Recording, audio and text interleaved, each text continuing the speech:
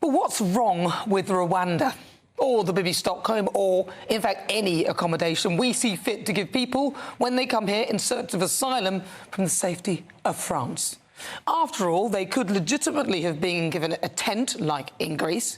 In fact, it would seem that many on the left, and in particular those who do not have to deal with the fallout directly, are dead set against anything short of high-end accommodation for people who have travelled to this country legally.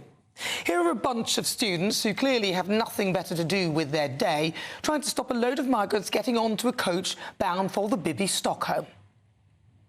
No sign of any people of colour, despite this being in the heart of Peckham, by the way, which is full of people of colour.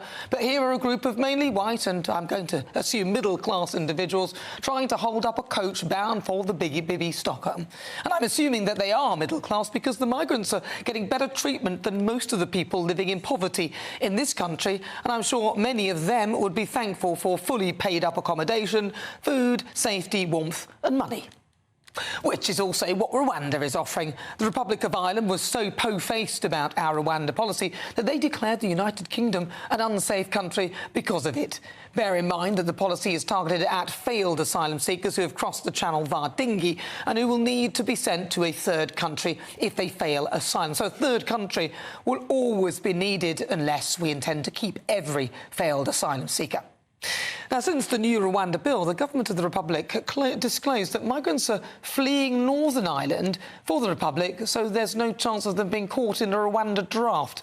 The Republic want to now declare the UK a safe country so that we can take them back. Rishi invited the Republic to join the scheme, but they turned him down. But what's wrong with Rwanda? Rwanda has lower knife crime, lower murder rates, lower burglaries than here in the UK. Rwanda has a 61% female parliament, and by all counts, and is one of the safest places for women. That can hardly be said about here. In fact, you could argue that the accommodation provided in Rwanda is far superior to anything that we can provide here. They're not happy with the Bibi.